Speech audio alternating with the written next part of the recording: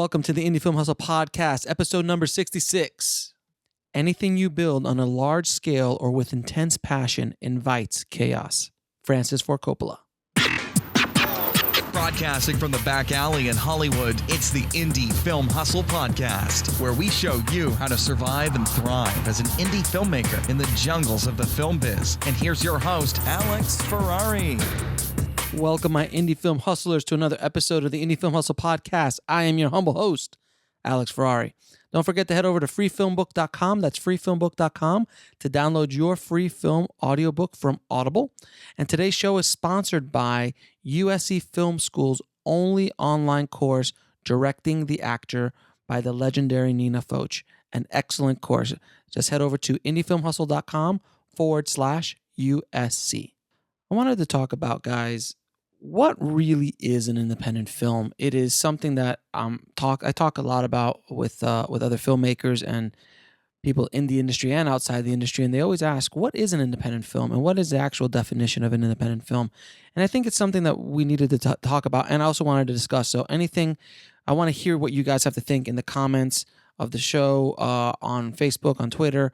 Please send out what you guys think really an independent film is, because I've been reading this amazing book called The Declaration of Independent Filmmaking, An Insider's Guide to Making Movies Outside of Hollywood, by Mark Polish, Michael Polish, and Jonathan Sheldon. It's an older book that I just came across and been reading, and it kind of is blowing my mind a bit. It is based on the filmmaking escapades of the Polish brothers, Mark Polish and Michael Polish. And I had the pleasure of interviewing Michael Polish a few weeks ago, and we will be having his interview coming out probably in about a week or so. And it's remarkable, a really, really great interview about how he was able to make his one of his movies, For Lovers Only, a shot on a DSLR in 2011, I think. And the movie has grossed over, I think, $500,000, and it was a no-budget film. But we'll get into all of that when we get into that interview. But right now, the question is, what is an independent film? What really is the definition of an independent film? And my definition, at least, as well as the Polish brothers, is a film that is done outside of the Hollywood system. Now, many filmmakers believe that it's based on budget. So if it's a budget of, can there be an independent movie that's $5 million? No, that's just a studio movie that's hiding underneath an independent title. And by the way, in the 90s, when the independent film movement started growing, when Hollywood started seeing independent films making money, then they jumped in and they started to kind of brand it. And now indie film is basically kind of almost like Mike Polish, like in the book, it says, they basically just say it's kind of like the term fat free. It's so generic, and they're just using it to sell more product. And that's what studios are doing now as well, is they'll take a movie, call it an indie movie. It might be a little bit riskier than, their big studio tentpoles, but it's still using the same method, the same system, the same machine as you would in a studio, in a full-blown studio movie. So, it's not based on budget, because you know who the biggest independent filmmaker of all time is? That would be George Lucas. I know a lot of people don't think of George Lucas as an independent filmmaker, but he is the ultimate independent filmmaker, in the sense of he was able to create his movies his ways outside of the studio system. Whether you agree with him or not, and if you liked his movies or not, is irrelevant. The relevant part is that he was an independent filmmaker. He wrote the check for the prequels. He wrote the check for his movie Red Tails. He made those movies himself, and it got distributed by a studio, but he made it without any interference from anybody, and did not change his cut or change his vision for any reason. Some of us would say that would be a mistake with the prequels, but anyway, that's beside the point. But so someone like George Lucas is an independent filmmaker. So an independent film is a movie that's done outside of the studio system, outside of micro studios or major studios or Hollywood production companies. Indie film is really about filmmakers telling stories that are not being told in the main Hollywood mainstream or in the main cinematic mainstream of the world. That's how the French New Wave got started. That's how Dogma 95 got started. These kind of movements John Cassavetes' work, all that kind of stuff. These guys were making movies that nobody else was making. Easy Rider was a movie that kind of shook up Hollywood. It was an independent film that made more money than any of the studio movies that year. And the studios had no idea how to deal with it. So, independent film should be an expression of the artist, the director, the filmmaker. And almost all studio films do these wonderful things called test screenings. And based on those test screenings, endings are changed. Things are changed all the time because of these test screenings. Now, in the business, this is a test screening or an ending that's been changed because of a test screening is called a San Fernando ending, which means that a lot of films are test screened here I live in the San Fernando Valley here in Los Angeles, and they are basically everybody here in the San Fernando Valley apparently is a representation of all of America, according to Hollywood and its test screenings.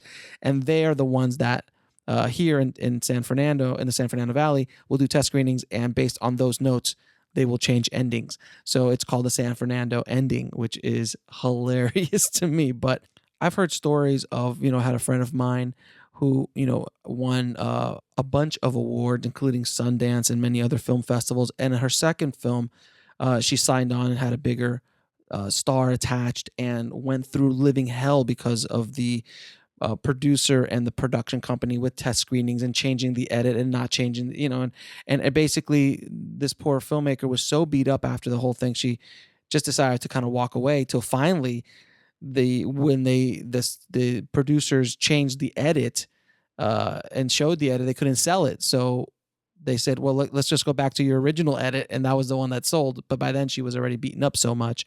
And I think that experience showed her what independence really means. And her next movie she did completely on her own, financed it herself, and to express the story that she wants to tell. And that's really the true essence of what independent filmmaking is all about, guys. That's why what I try to do at Indie Film Hustle is to empower you guys to survive and thrive in the film business. And I want you guys to be able to express yourselves as artists, as filmmakers, as entrepreneurs within the film industry. And this definition of what independent filmmaking is, or an independent film is important to understand, because not always independent films are supposed to make money. I would hope that they do, because there are the realities of life, and you have to make money in order to continue to do your art, because unfortunately, for better or for worse, filmmaking isn't a very expensive art. It's not just a book and pen. It's not just a laptop even. It's not a canvas and paint. It is an expensive medium to express your art in. And remember, budget is not the definition of an independent film.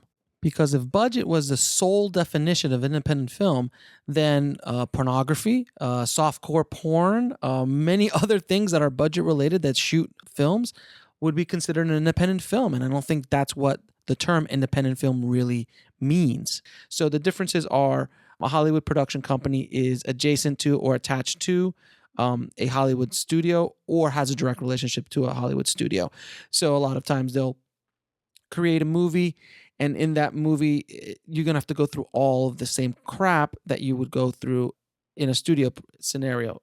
Test screenings, trying to make the ending happy, trying to appeal to as mass of an audience as possible. Now, I'm not hating on studio movies, because you know what? If you're spending $200 million plus another $150 million on marketing on a feature film, you better be appealing to the most mass audience as possible. You have to be responsible with the budget that you're given.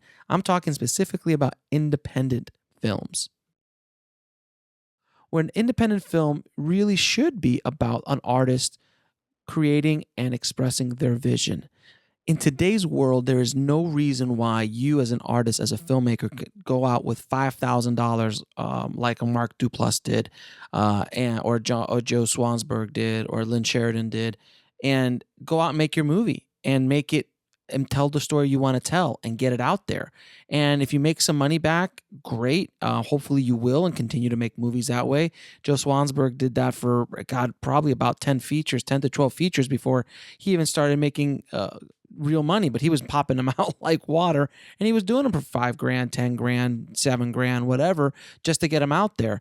And that's what he did. And that's something that you guys can do. Into today's world, if you start building up your community, you're building up your following, you can sell your art to people and they can support you and you can continue to make the art that you want to make. And that's what it's all about, man. Just being happy about what you're doing and expressing yourself as an artist and as a filmmaker. So it's a really, really exciting time to be a filmmaker. And again, guys, I hope you got something out of this episode in regards to what an independent film really is. But I also want to hear from you guys. I want to hear from the tribe. I want to hear what you guys think really is an independent film. And please leave me comments in the show notes. Leave it on Facebook, on Twitter, wherever you can get a hold of us. Email us. I want to hear what you guys have to say about this topic. And as a community, we want to discuss things and get things out there and help each other and get different points of views on anything we're trying to discuss, especially something as broad of a question as what is independent film. This is just my opinion, as well as the opinion of the Polish brothers in their book. But I really thought that this is something that we should discuss and get out there and just have that conversation and get that conversation started. So if you want the show notes for this episode, head over to indiefilmhustle.com/066. I'll leave a link there for the book, The Declaration of Independent Filmmaking by the Polish brothers, as well as some of their work. The film North Fork, for lovers only. North Fork, by the way, is Roger Ebert called it a masterpiece, and it really is. It's a wonderful, wonderful independent film, and the story of how they made it is even more amazing, as well as For Lovers Only, which is that DSLR movie that I told you that made a little bit over $500,000 with no budget.